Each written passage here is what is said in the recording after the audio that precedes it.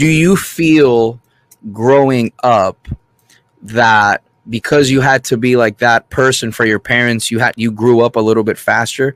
The reason I ask this question is because me personally, like me being the only English speaker in my house, like I was always the guy that's like, hey, what the hell does this say? And it's like, oh, well, I don't understand this. And yeah, do you ever feel like that kind of made you grow up a little faster? Yeah, I think especially for my sister and I think we had to grow up a little bit faster than my younger brother did. Definitely, because there was always something that was going on. You know what I mean? It was whether it was health, whether it was some notice from the city or the county, or the economy was crap in the 80s, so money was super tight back then, and there was always delinquencies. And my sister and I, as kids, we pretty much had to literally translate the documents for our parents. Yeah, that's rough when you have to translate all the bad news. Yeah. And it's funny because we can remember all the bad news. I'm sure there was good news too. Yeah. That's just weird. We gotta leave tomorrow. But Yeah. So how did you manage searching for like words back in the day? Because I used to have an encyclopedia at our house. How did you end up managing like to search like certain words and whatnot? If you ever had that, it's the same thing. We had a whole encyclopedia series. Yep. Oh, the Britannica.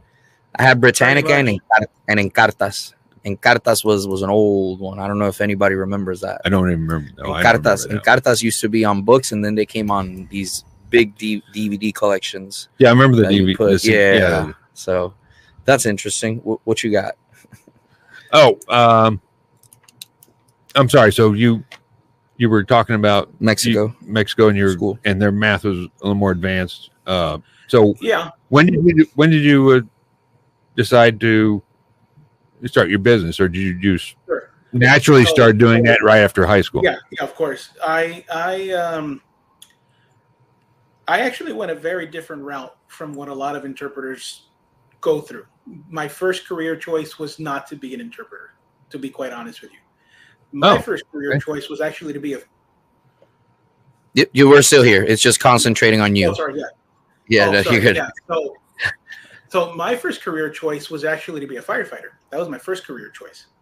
Oh, okay. I had actually completed EMT school before I turned 18, because you could do that back then. We're talking about 2001 here. And then once I turned 18, I could actually take all of my exams and actually become a certified or licensed back then, because it was actually a licensure, a license to be an EMT. So that's what I did right out of high school. Went to that, went to fire academy, was a reserve firefighter. As life should have it, stuff happened. I was no longer able to pursue that anymore. Kept the EMT, did a bunch of other little weird, odd things, for income, and started working in the hospitals as an EMT. Of course, in there, they don't call them just EMTs, they call them technicians. That's just pretty much the deal.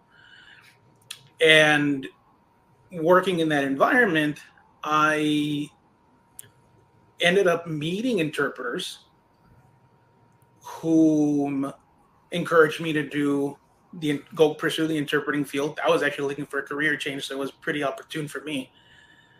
And so they encouraged me. I enrolled at Cal State Fullerton, went through the interpreting program there, completed it, got certified as a medical interpreter.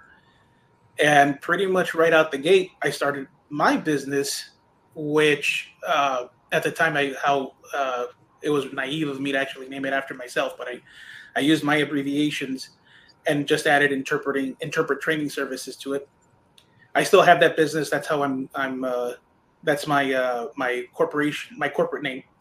But I rebranded, and I now have Titan Language Solutions. That's the actual name of the interpreting translation business. That's a cool name. Started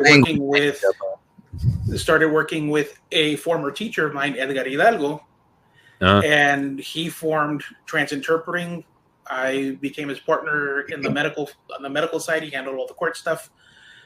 And then recently, not super recently, but recently, or as of late 2002, I acquired Transinterpreting from him. And that's how he became my boss. Today, Okay. I'm managing both businesses. One focuses specifically on education, and the other one focuses on pretty much everything else: interpreting, translation, consulting,